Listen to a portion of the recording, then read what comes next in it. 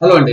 లక్షల కోట్ల రూపాయలు ప్రజలకు పంచినా గాని ప్రజలు జగన్మోహన్ రెడ్డి గారిని నమ్మకుండా చంద్రబాబు నాయుడు గారి నాయకత్వంలోని కూటమికి ఎందుకు పట్టం కట్టారా అని అర్థం కాక సతమతమవుతున్నటువంటి వైఎస్ఆర్ కాంగ్రెస్ పార్టీ నాయకులు కార్యకర్తలు జగన్మోహన్ రెడ్డి గారు ఓడిపోవడానికి గల అనేక కారణాల్లో కొన్ని కారణాలని ఎల్లో మీడియాని అభివర్ణించుకున్నటువంటి ఆంధ్రజ్యోతి గాని ఈనాడును చూసి తెలుసుకోవక్కర్లేదు.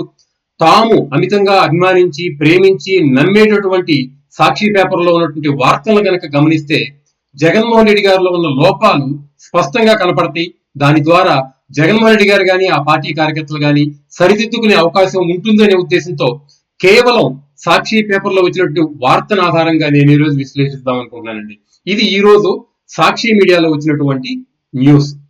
ఏమన్నారంటే ఇక్కడ రెండు అంశాలను కనుక మనం గమనిస్తే, ఒకటి, చంద్రబాబు నాయుడు గారు రీసెంట్ గా గెలిచినటువంటి తన తెలుగుదేశం పార్టీ ఎంపీలతో మాట్లాడుతూ చేసినటువంటి కామెంట్లు.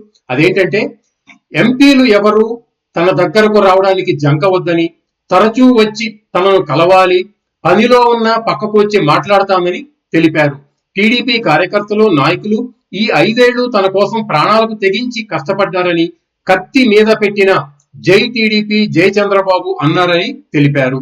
అంటే తన దగ్గరకు వచ్చినటువంటి ఎంపీలని తాను తరచుగా కలుస్తాను, మీకు ఎప్పుడు ఏ అవసరం ఉన్నా గానీ ఏం చెప్పాలనుకున్నా గానీ నా దగ్గరికి మీరు నిస్సంకోచంగా వచ్చి నాతో మాట్లాడొచ్చు, నేను ఎంత పనిలో ఉన్నా గానీ నేను మీకు సమయం ఇస్తాను అని చెప్పడం జరిగిందండి. మరి గత 5 ఏళ్లుగా జగన్మోహన్ రెడ్డి గారు తన పార్టీ ఎమ్మెల్యేలను గాని ఎంపీలను గాని మంత్రులు గాని ఎన్నిసార్లు కలిశారు అని కనుక గమనిస్తే, ఎమ్మెల్యేలు గాని ఎంపీలు గాని మంత్రులు గాని ఆ పార్టీ నాయకులు గాని ఎమ్మెల్సీలు గాని ఎవరైనా గాని జగన్మోహన్ రెడ్డి గారిని కలవాలి అంటే ముందుగా సజ్జల రామకృష్ణారెడ్డి గారినో లేదు ధనంజయ రెడ్డి గారినో కలవాలి.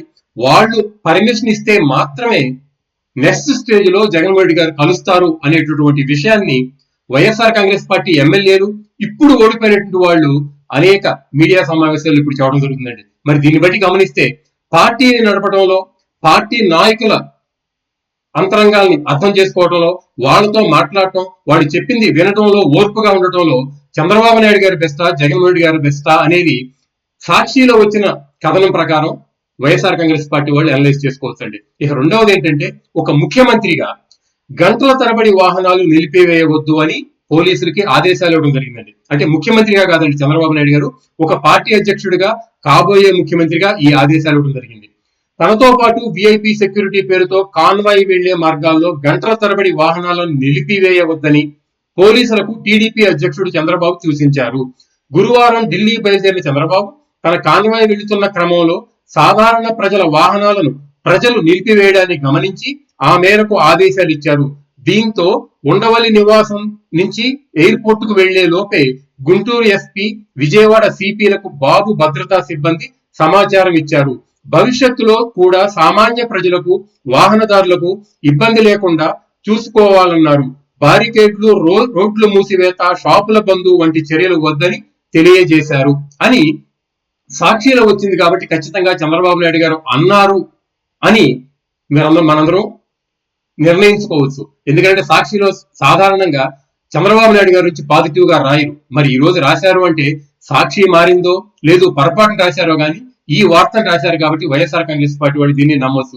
దీని ప్రకారం చంద్రబాబు నాయుడు గారు తాను వెళుతున్న మార్గంలో ప్రజలకు ఏమాత్రం అసౌకర్యాన్ని గురి చేయవద్దు అని తన భద్రతా సిబ్బందికి చెప్పడం, పోలీసులకు ఆదేశాలు ఇవ్వడం జరిగింది. కానీ జగన్మోహన్ రెడ్డి గారు ఒక ముఖ్యమంత్రిగా చేసిందేంటి?